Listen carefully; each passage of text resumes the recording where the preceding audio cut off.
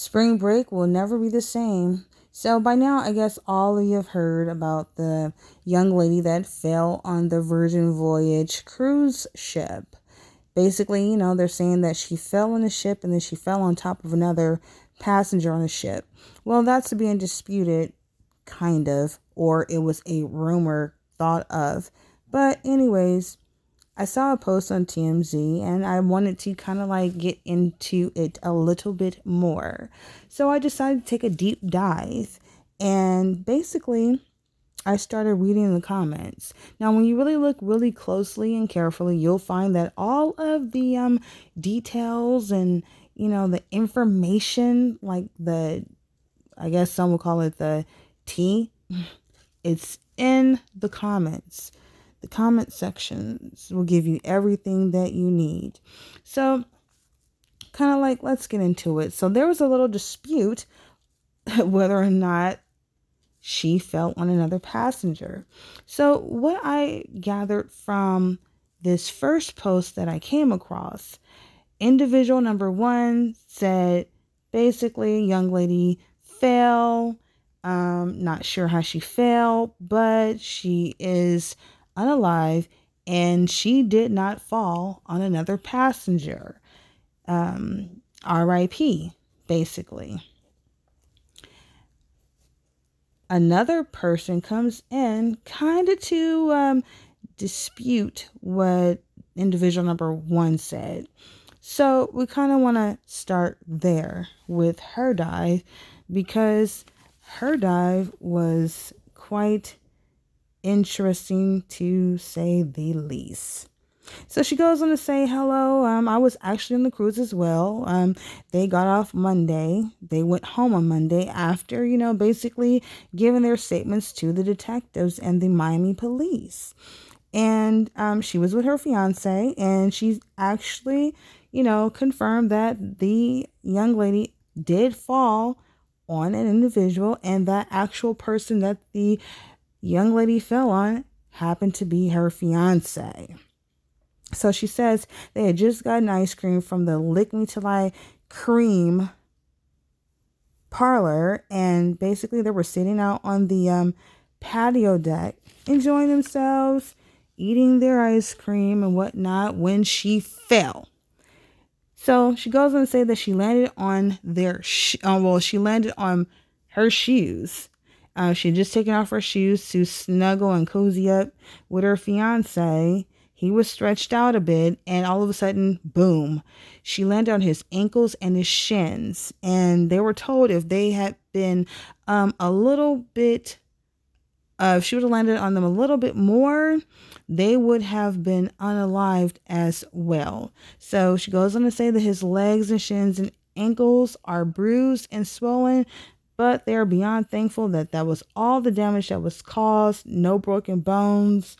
And, they were very thankful and a little shook up, I guess. Yes, it is a traumatic experience. And, and they were deeply affected, but, they didn't know the individual that actually fell. They go on to say that they can't imagine what her family or friends are going through on board.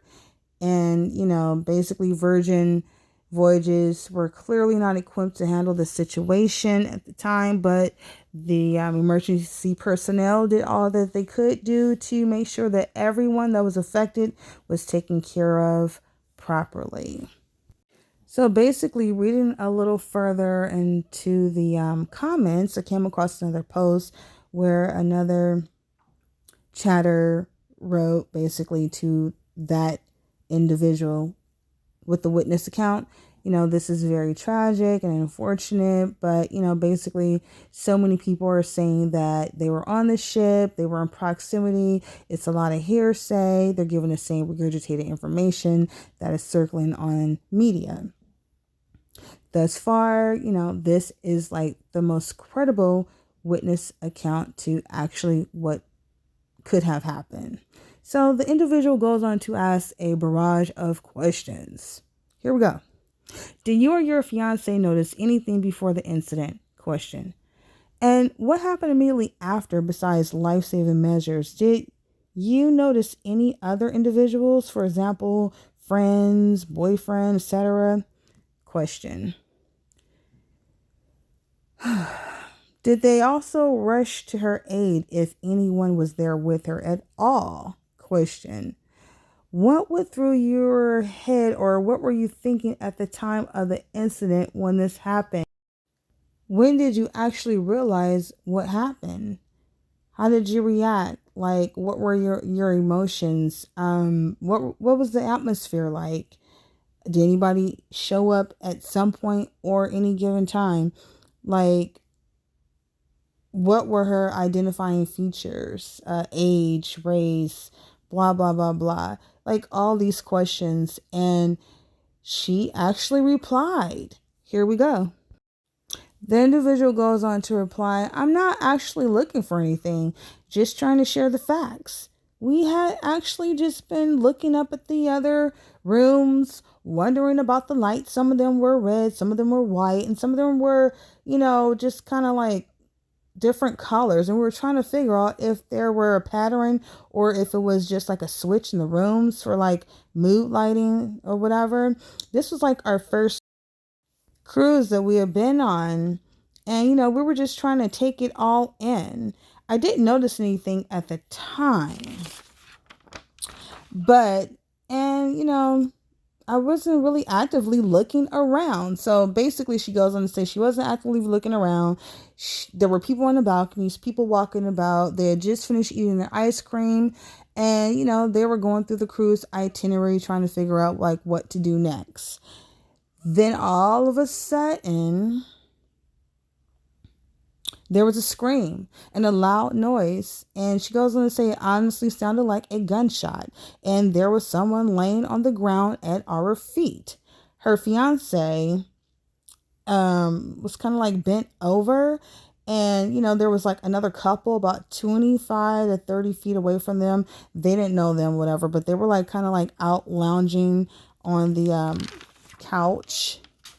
And they were yelling. Someone called 911 and yelling at us and don't move, don't touch her. And so she basically goes and say like it seemed like it took forever for the medical team to actually get to the actual location because they were on level 7, like in the middle of the ship, and the medical team is like on level 4, like in the front of the ship. So basically, even in a hurry, it just seemed like it just took eons to cover the distance. So basically, she could remember hearing the other women say that she couldn't see that, if she was breathing or not. And her spouse or whoever, basically, she goes on to say that he just told her, like, no, babe, she is unalive. So when the medical personnel got there, they tried CPR for what seems to be like a very long time. They also used an IV bag. At that point in time, she goes on to say she don't know about much else about what happened at that moment because the team put up curtains eventually. No one else was around. No one came to her aid. She seemed to be by herself. No friends, no boyfriend. They were looking to see if there was anyone that had accompanied her, but she was there absolutely by herself. As far as like identifying statuses, like in regards to race, color, creed, really not much was given other than the young lady was wearing a pink t-shirt and she had reddish brown hair. The couple was asking who she was in hopes they would notify whoever that she was there with. But, basically, upon asking many times, the personnel basically said that they could not disclose any identifying personal information. They refused to scan her bracelet and kind of just left it at that. They couldn't, that is personal information, but anyways, they didn't they couldn't find a group of friends there for her at that point. That happened, she says, at 9:30, and the announcement was made that, the ship was turning around. It wasn't until about 10:54 p.m. the police were on the boat as soon as they got back to the port, and they were interviewed at 3 a.m. And they got off the boat that next morning and headed home like around 8:30ish. And yeah, what an ordeal. What an ordeal. They will never forget that cruise ship. They probably won't ever go back on another cruise again, ever in life. What a traumatic experience. I mean,